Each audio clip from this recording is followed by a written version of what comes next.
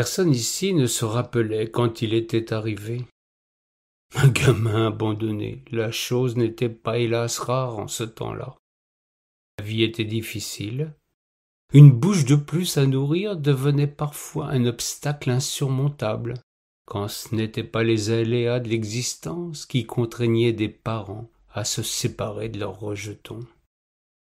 Il y avait l'hôpital général pour embrigader ces pauvres êtres, leur offrir le gîte et le couvert, leur accorder 2 heures d'enseignement par jour avant que de leur trouver un apprentissage à la Saint-Jean ou une famille d'accueil, dans des cas beaucoup plus rares. Il y avait surtout la mort au bout du voyage pour près de la moitié d'entre eux. Terrible constat qui n'était pas sans rapport avec ce qui se passait au sein des familles elles-mêmes. Grandir était un défi permanent, que l'on fût avec les siens ou dans ces institutions. Beaucoup fuyaient les hôpitaux généraux, tentant d'échapper aux mauvais traitements, aux humiliations, au désespoir, à cette vie en collectivité faite de tant de misère et de souffrance. Le rêve illusoire de retrouver les leurs, l'envie d'une liberté qu'ils envisageaient plus souriante, le désir de survivre, en pensant qu'ailleurs la vie serait plus aisée.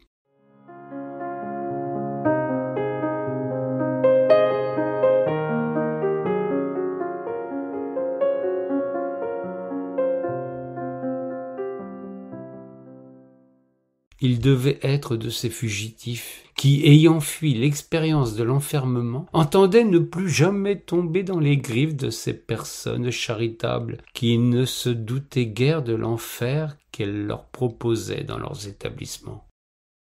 Il avait surgi sur les quais de recouvrance, se proposant à aider les charretiers, les portefaix, les mariniers.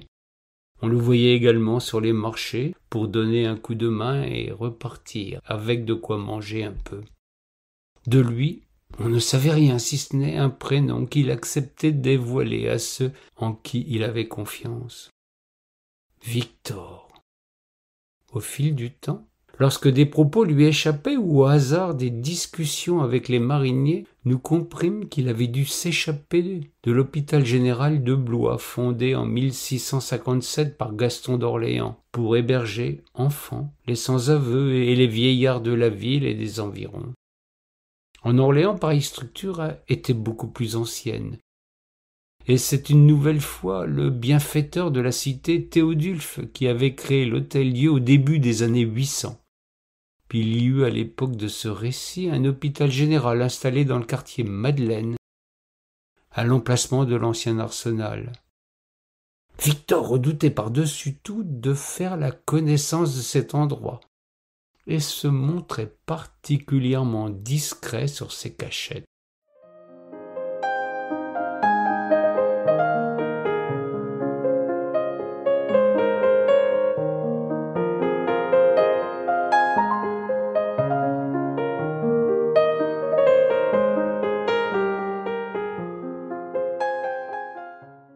Le gamin devint rapidement un personnage des quais.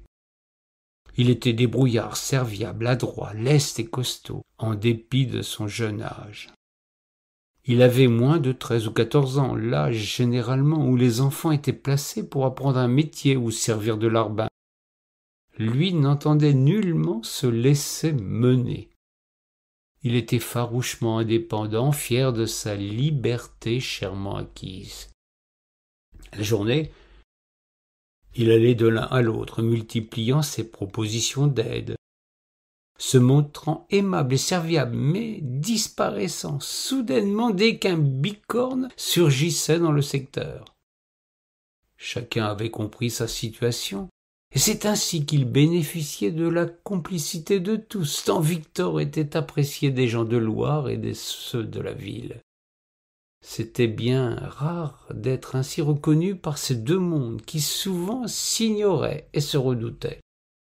Le soir venu, il jouait la fille de l'air, se volatilisait sans que personne ne puisse savoir où il passait la nuit.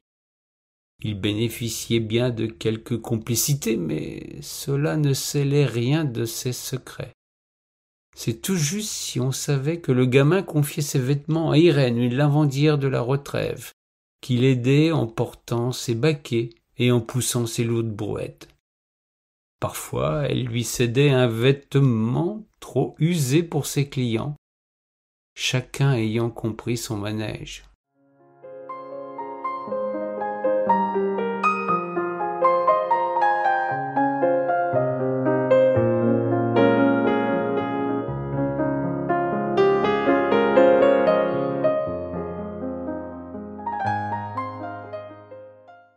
Il avait aussi une grande relation d'amitié avec Archimède, le clochard dans sa cabane en bord de rivière, un personnage incontournable de la cité, qui était devenu au fil du temps le cuisinier et le compagnon de table de notre gamin.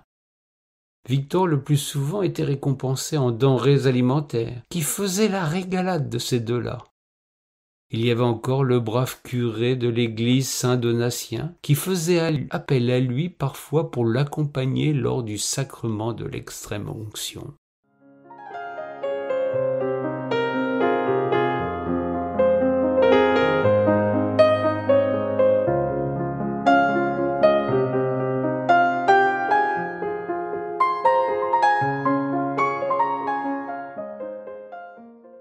Une vie pas tant clandestine que ça au final, puisqu'au fil du temps il était devenu une sorte d'icône de la ville, le symbole qu'on pouvait y trouver réconfort et refuge en dehors des deux institutions, Hôtel-Dieu et Hôpital Général, redoutée de tous et porteuse de bien des malheurs. Avouons que les gendarmes de la place connaissaient son existence et détournaient opportunément la tête s'ils l'apercevaient.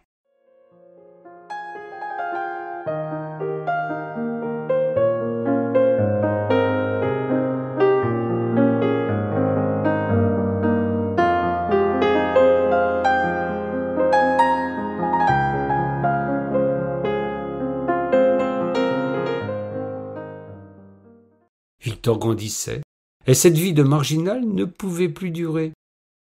Vu sa condition d'enfant sans identité, il n'avait guère de possibilités pour se faire une place au soleil. Les métiers de journalier, jardinier, berger, voiturier, portefaix, domestique étaient tout ce qu'il pouvait espérer de mieux, puisqu'il se refusait à accepter le joug de l'apprentissage chez un tourneur, vitrier, serrurier, charpentier, cloutier, gantier, couvreur ou encore vannier. Il avait l'embarras du choix, mais se trouvait fort dans l'incertitude pour envisager toute son existence dans un atelier.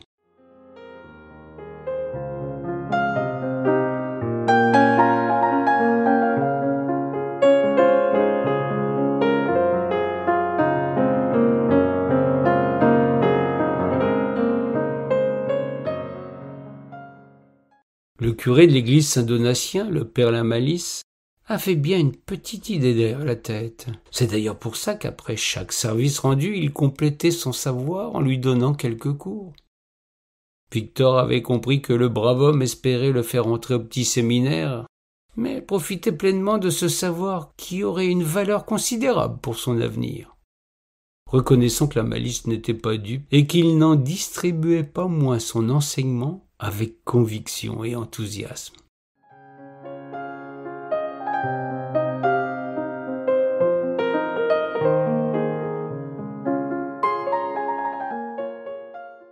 Victor avait grandi. Désormais, ne s'offrait plus qu'à lui, vu sa condition, que le métier des armes. L'armée a toujours été gourmande en jeunes gens, leur proposant de voir du pays sans jamais garantir d'en revenir. Victor n'était pas jeune homme à se laisser avoir par les sirènes de l'uniforme et de l'aventure.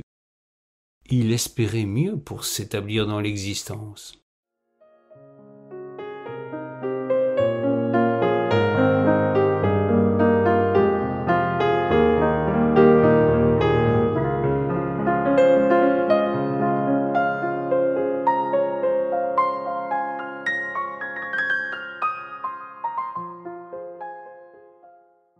C'est la perspicacité d'un marchand qui fréquentait la paroisse du père Lamalice qui lui permit d'entrer par la grande porte dans la vie active officielle.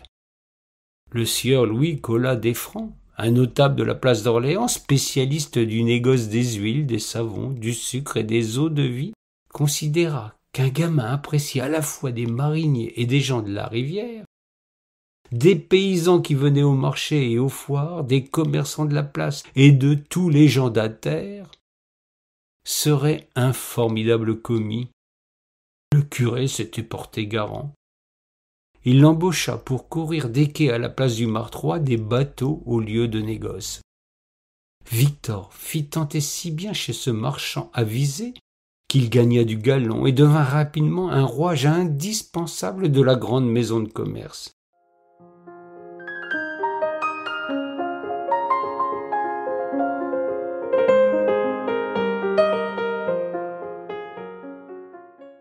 Il continua, malgré son nouveau statut, à manger de temps à autre avec Archimède, qui chaque jour recevait de quoi préparer un excellent frichti. La laveuse, quant à elle, cessa de se ruiner le dos en donnant du battoir. Victor lui offrit de tenir sa petite demeure. Quoique peu sensible à la doctrine catholique, Victor se fit un devoir d'aller chaque dimanche à la messe d'un père Lamalisse vieillissant, qui se faisait un honneur de partager ensuite le repas d'Archimède, Irène et Victor dans la petite cabane en bord de Loire. Les jours de grandes fêtes religieuses, Monsieur Louis Colas Desfrancs en personne laissait sa table et ses serviteurs pour se mêler à cette assemblée hétéroclite.